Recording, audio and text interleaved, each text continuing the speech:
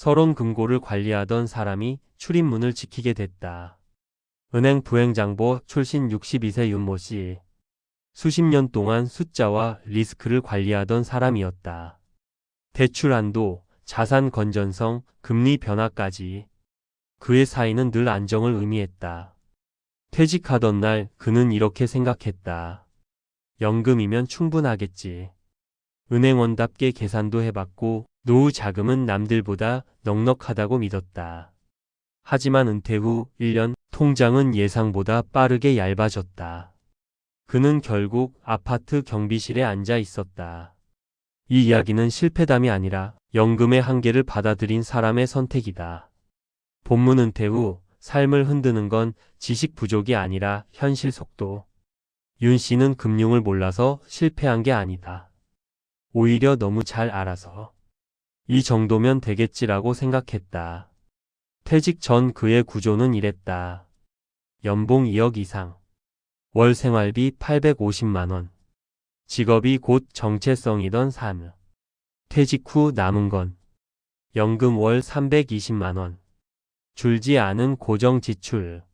하루 종일 비어있는 시간.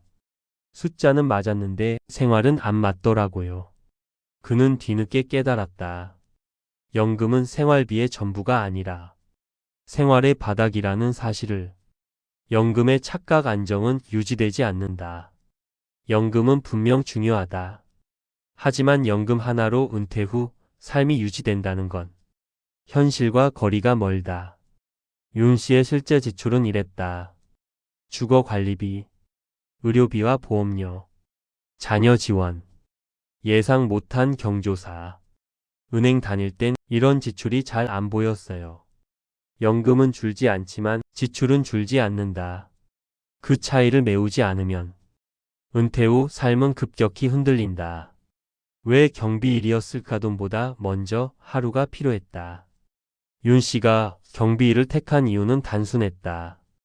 고정적인 근무 시간, 나이 제한이 상대적으로 적다. 즉시 현금 수입, 책임은 가볍지만 역할은 분명함. 월 수입은 200만 원 안팎. 연금과 합치니 생활비의 숨통이 트였다. 가장 큰 변화는 돈이 아니었어요. 아침에 일어날 이유가 생긴 거죠. 사례증권사 전무 출신 63세, 연금은 계산이 아니라 체감이었다. 김 씨는 증권사 전무 출신이다. 연금이 있으니 괜찮다고 생각했다. 하지만 의료비와 생활비가 겹치자 현실이 달라졌다. 그는 지금 공공시설 관리 일을 한다. 연금은 숫자로 볼 땐 충분했는데 생활로 들어오니 부족하더라고요. 사례 공기업 금융임원 60세, 쉬는 시간이 가장 비쌌다. 이 씨는 은퇴 후 1년을 쉬었다. 그 1년 동안 쓴 돈이 일할 때보다 더 많았다. 결국 그는 경비 일을 시작했다. 쉬는 건 공짜가 아니더라고요.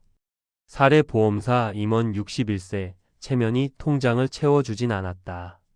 박 씨는 한동안 이 나이에 그런 일은 일하며 버텼다. 그 사이 자산은 빠르게 줄었다. 그는 결국 선택했다.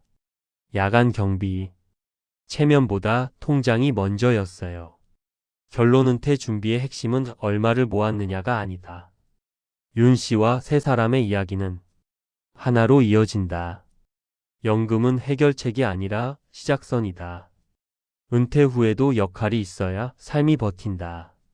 현실을 받아들이는 속도가 노후를 좌우한다. 은행 부행장보에서 경비로 내려온 삶. 누군가는 실패라고 말할지도 모른다. 하지만 연금만 믿고 아무것도 하지 않는 것보다 그 선택은 훨씬 안전하다. 은퇴는 계산의 끝이 아니다.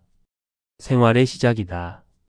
지금 은퇴를 앞두고 있다면 이 질문부터 해보자. 연금 말고 내 하루를 지탱해 줄 건 무엇인가? 그 답이 있는 사람만이 은퇴 이후의 삶에서도 끝까지 버틸 수 있다.